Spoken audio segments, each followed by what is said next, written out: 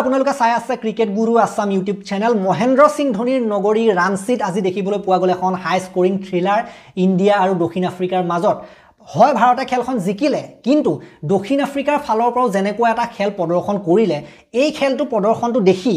আমাৰ এনেকুৱা লাগিছে যে দক্ষিণ আফ্ৰিকা টিমটো কিন্তু অনাগত 2027 বিশ্বকাপত এটা অতিকৈ সাংঘাতিক টিম হ'বলৈ গৈ আছে কাৰণ তেওঁলোকে ইমান এটা বিশাল ইমান এটা ভাল টাৰ্গেট দিয়াৰ পাছতো 3.5 ৰান টাৰ্গেট দিয়াৰ পাছতো কেৱল মাত্ৰ হাৰিছে যদিও 17 ৰানতহে কিন্তু হাৰিছে 17 ৰানৰ ব্যৱধানতহে হাৰিছে অলৰেডি খেল উলিয়াই লৈ গৈছিলে গৈ পাইছিলেগৈ মানে 3.5 ৰানৰ ওচৰ পাইছিলেগৈ তেওঁলোকে যথেষ্টখিনি ভাল খেলিলে তেওঁলোকেও কিন্তু যথেষ্ট চেছ কৰি গৈছিলে খেলখনৰ এটা সাধাৰণতে চেছ কৰিম বুলি আহিছিলে জিকিম বুলি আহিছিলে কিন্তু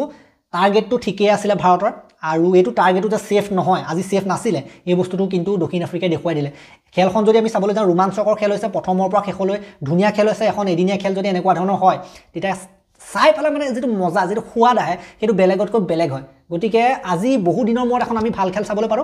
আৰু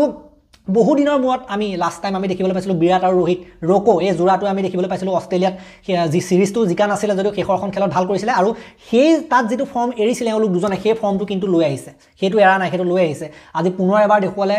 ৰকো কি বস্তু ৰোহিত শৰ্মা কি বস্তু বিৰাট কোহলি কি বস্তু এই বস্তুটো কিন্তু দেখুৱালে এই কথাটো আকৌ এবাৰ প্ৰমাণ কৰি দেখুৱালে তেওঁলোকৰ টিমত জেগা নবনে বুলিও বিভিন্ন মিডিয়াত খবৰ ওলাই থাকে তেওঁলোকে নিজকে প্ৰমাণ দিব লাগে বুলি কৈ থাকে মিডিয়াত আৰু তেওঁলোকে প্ৰমাণ দিছে অলৰেডি ইয়াৰ পাছত আৰু কিবা প্ৰমাণ দিব লাগে বুলি মই নাভাবো তেওঁলোকক কন্টিনিউ কৰাব লাগে একেবাৰে 2027 চনৰ এদিনীয়া ৱৰ্ল্ড কাপলৈকে আৰু এটা কথা চলি আছে যে বিৰাট কোহলি টেষ্টলৈ উভতিব পাৰে নেকি কামবেক কৰিব পাৰে নেকি অৱসৰ ভাঙি মোৰ মতে অৱসৰ ভাঙি ঘূৰিলেও ভাল আজি তেওঁৰ যেটো টাচত দেখিলো নহয় মই বিৰাট কোহলি যেটো টাচত দেখিলো যেনেকুৱা ধৰণে তেখেতে শ্বটবিলাক খেলিছে ইমান আত্মবিশ্বাস ইমান ধুনীয়া ধুনীয়া শ্বট খেলিছে কোনো ধৰণৰ ফৰ্ম নাইকিয়া কোনো ধৰণৰ বয়সৰ চাপ একো দেখিবলৈ পোৱাই নাই এইটো মানুহৰ যেটো ফিটনেছ যেনেকৈ দৌৰিছে ন য'ত সাধাৰণতে দৌৰিব লাগে যেটো ঠাইত তাত মানে তেওঁ 3 ৰান ল'ব লাগে প্ৰস্তুত থাকে তেওঁ যিকেজন লগত তেওঁ বেটিং কৰিছিলে সেই কেজনে ল'ব পৰা নাই সেইটো বেলেগ কথা কিন্তু বিৰাট কোহলি অকলে যেটো দৌৰ দিয়ে নিজে 3 ৰান পৰ্যন্ত 4 ৰান পৰ্যন্ত লোৱালৈকে বিৰাট কোহলি ৰেডি থাকে বাকি লগৰ যিকেইটা বেটিং কৰি থাকে নন ষ্ট্ৰাইকাৰত সেইকেইটা অসুবিধা হৈ যায় বিৰাট কোহলি যেটো দৌৰ দিয়ে গতিকে ফিটনেছটো বেলেগ এটা লেভেলত বিৰাট কোহলি ৰাখিছে আৰু এইটো fitness age is just a number এজটো এটা নম্বৰ হয় বিৰাট কোহলি খেলু বুলি ক'লে এতিয়াও 5 বছৰ দুটা ৱৰ্ল্ড কাপ আসানি সহজৰে খেলিব পাৰে কিন্তু সেই মানে কি আৰু আগলৈ ভৱিষ্যতৰ কথা ভাবি পেলাই এৰি দিবলগীয়া হয় ন 27 লৈকে যোৱাত কোনো সমস্যা হ'ব নালাগে ৰোহিত শৰ্মাও নিজকে বহুত পুশ কৰিছে আজি আমি দেখিলো তেখেতৰ বেটিঙত গতিকে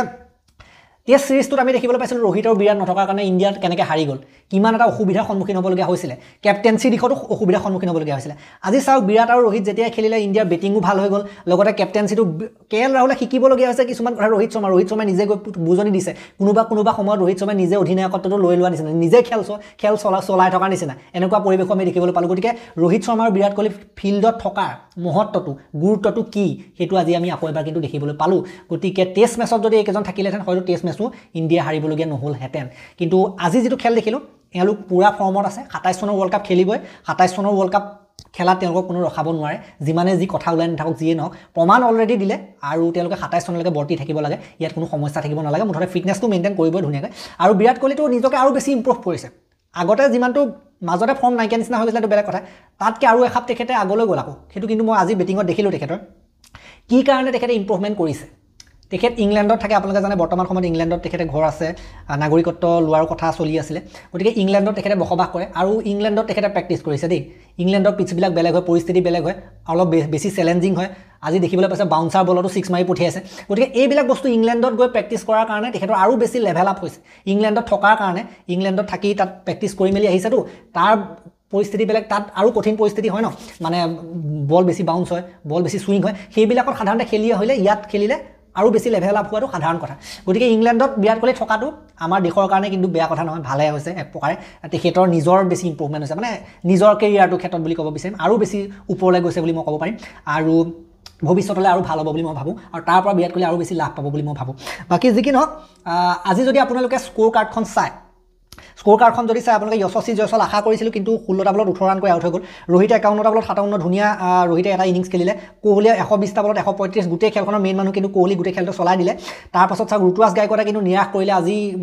যিটো ধৰণৰ আশা কৰা হৈছিলে নোৱাৰিলে ৱাশ্বিংটন সুন্দৰক ওপৰত পঠিয়াই একো হোৱা নাই কাম হোৱা নাই 19টা বলত 13 কেএল ৰাহুলে আজি ভাল খেলিলে লাষ্টৰ ফালে খেলটো মিলাই দিলেগৈ ফিনিচিঙত 56টা বলত 60 ৰবীন্দ্ৰ জাদেজা 20টা বলত 32 ঠিকেই খেলিলে হৰ্ষিত ৰাণা 2টা বলত 3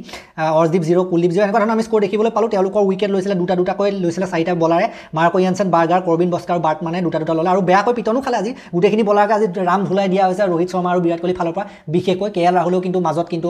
গোটেই যিটো টাৰ্গেট দিলে ন টাৰ্গেট দিয়াৰ ক্ষেত্ৰত কিন্তু আমি কে এল ৰাহুলক ক্ৰেডিট দিব লাগিব কাৰণ বিৰাট কোহলি ৰোহিত শৰ্মা আউট হৈ যোৱাৰ পাছত কিন্তু কে এল ৰাহুলে খেলটো চম্ভালিছিলে শেষলৈ আহি গতিকে সেই বস্তুটো কে এল ৰাহুলে কিন্তু কৰি দিলে নতুবা আজি 17 ৰানতহে জিকিছে গতিকে কে এল ৰাহুলে যিকেইটা ৰান কৰিছিলে তাতো কিন্তু কে এল ৰাহুলৰো কিন্তু অৱদান আছে গতিকে কে এল ৰাহুল যদি সস্তাত আউট হৈ গ'লহেঁতেন আজি হাৰিলেহেঁতেন একদম চিয়'ৰ হাৰিলেহেঁতেন কে এল ৰাহুলে কিন্তু বহুত মিলাই থৈ গৈছে কিবা এটা শেষত বাকী তেওঁলোকৰ যদি আমি ৰান চেষ্টোৰ কথা ক'বলৈ যাওঁ 332 ৰান কৰিলে তেওঁলোকে অল উইকেট হ'ল কিন্তু আজি মাৰ্কো য়ানছেনে যিটো খেল দিলে কিন্তু আমাৰ জিঅ' মানে গুচি যোৱা নিচিনা অৱস্থা হৈছিলে এটা সময়ত এইটো কি মাৰিছে মানে কি কৈছোঁ কি উৰাই মাৰিছে মাৰ্কো য়ানছেনে আমি দেখিবলৈ পাইছিলোঁ টেষ্ট মেচতো তেনেকুৱা ধৰণৰ ইনিংছ খেলি গৈছিলে এদিনীয়াটো এনেকুৱা ধৰণৰ ইনিংছ খেলি আছে এতিয়া ইণ্ডিয়ান বলাৰক একো পাত্তাই দিয়া নাই যেনেকুৱা ধৰণৰ কোবন দিছে মাৰ্কো য়ানছেনে আৰু মাৰ্কো য়ানছেন কথা ক'বলৈ গ'লে তেওঁৰ কথা ক'বলৈ গ'লে সদায় কিন্তু টীম ইণ্ডিয়াৰ মূৰৰ কামৰণি হৈ গৈ আছে টীম ইণ্ডিয়া বলাৰক কিন্তু তেখেতে একদম মানে কি হালবা বুলি ভাবিছে হালবা সমস্যা হয় না হালবা বুলি ভাবিছে মানে কি বুলি ক'ম মানে ভাতৰ লগত পানী খোৱা নিচিনাকৈ খেলি আছে অসমীয়া ভাষাত ক'বলৈ গ'লে গতিকে মাৰ্কো য়ানছেন এই কিন্তু বলিং অলৰাউণ্ডাৰ বুলি ক'লে ভুল হ'ব এতিয়া প্ৰপাৰ অলৰাউণ্ডাৰ হৈ গ'ল আৰু মাৰ্কো য়ানছেনে যিটো খেল দি আছে গতিকে মাৰ্কো য়ানছেনৰ কিন্তু যিটো সমাধান সেইটো কিন্তু বিচাৰিব লাগিব সোনকালে আমাৰ ভাৰতীয় বলাৰে নতুবা এইটোৱে কিন্তু কি কৈছোঁ খেল যিকোনো দিনা কিন্তু খেল লৈ যাব পাৰে এইটোৱে গতিকে ইয়াৰ সমাধান বিচাৰিব লাগিব আৰু কৰবিন বস্ক তেওঁলোকৰ আৰু এজন অলৰাউণ্ডাৰ গতিকে অলৰাউণ্ডাৰ তেওঁলোকৰ ঢেৰ আছে দক্ষিণ আফ্ৰিকা টিমটো এই বস্তুটো ভাল কৰিছে তেওঁলোকে বহুত তললৈকে মই ইয়াৰ আগত যেতিয়া ভিডিঅ' বনাইছিলোঁ ভিডিঅ' প্ৰস্তুত কৰিছিলোঁ এইখন খেলৰ যেতিয়া মই